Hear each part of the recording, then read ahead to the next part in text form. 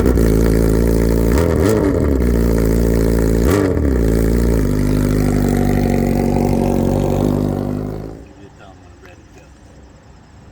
you're back with Steve from Tricked Out Cycles, and today we are finally showing a 2022 Busa here that we just did some modifications to.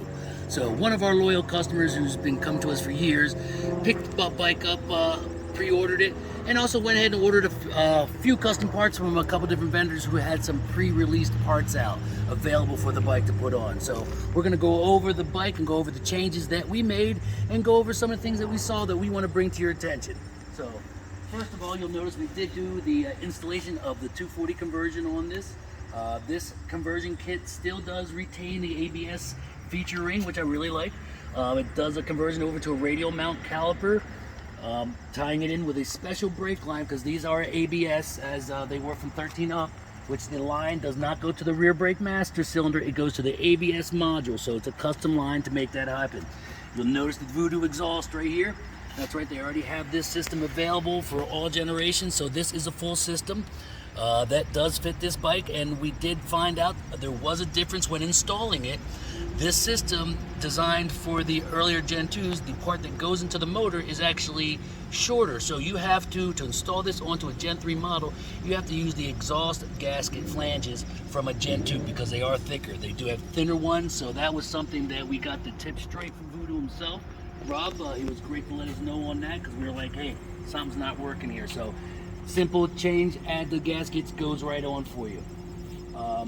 Along with that, moving to the front of the bike, does retain both rotors, ABS lines right up, bolts right on. That worked out beautifully. So we'll notice this customer wanted since doing the 240 kit, once you change that, this design, they wanted the bike lowered. So this bike came with a heavy duty spring, and you have to use that heavy duty spring, folks, because this bike is right there. It does not move from that position. It's not a strut, but with the amount of weight on that, that is the position you get from this manufacturer. So I hope some other ones, and we will be making some changes so you couldn't raise the bike up any higher if you wanted to, because the shock will hit the inside of the swing arm. So it does have some great Brock's lower links on here, which are one of the best fully adjustable links, but you can't utilize them because we cannot change the ride height at all to make that work. So that was something we would like to see some changes on, but it does work. This is a very good stance. Even with a passenger on the back, you know, you're pretty firm there. So some guys that may want to ride it with the bigger tire, enjoy the suspension a little bit more, gonna have to rethink that. So going to the front here, we do notice that the bike is lowered on the front. We have a aftermarket triple tree that was supplied by the customer that came with handlebars, which has always been an issue on Hayabusas. When you change the triple tree and then you go to aftermarket levers, there was always a steering problem. When you'd go into the turns, the master cylinder would hit the inner trim panel and apply your brakes. A lot of people had accidents in parking lots. That's been an issue that a lot of people know about and a lot of people don't talk about. So we'll notice this manufacturer here, this top triple tree is not for a Gen 3. This is a Gen 2 setup with handlebars, which we actually had to grind the upper triple tree to rotate this master cylinder down because it was slamming into the inner triple like the old ones do. So if you'll notice, the handlebar comes out in front of that. On the Gen 3, factory handlebar comes out on the side. This is a brand new master cylinders that are on the new Gen 3. This is a radial mount master cylinder with a fixed reservoir. So this is new and it protrudes out farther this way. So this is an issue. If you get this set up, and it does work with a simple modification, so it works perfectly now. You're gonna have to grind that off so you can rotate the master cylinder down there to get the proper clearance.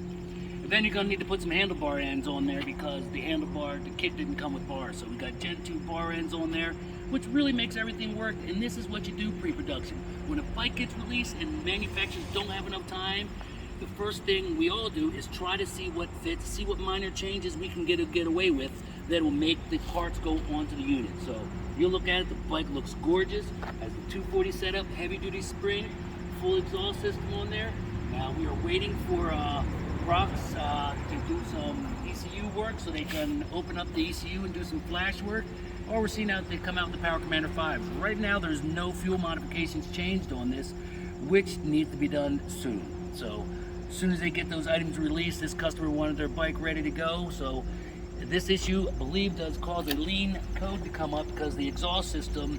So it really does need a fuel commander or flashing to be done. So sure, we'll be having those out. I'm sure a lot of the race performance guys are working on that, and we'll get back to you with that hopefully on the very next build or on this build when we can do the update to get it finally finished. So until next time at Tricked Out Cycles, this is our review of the 2022, the first one we got to do some simple modifications on. But we like to talk about the behind the scenes things that we see, not just bang, it's done, it's beautiful. So until next time.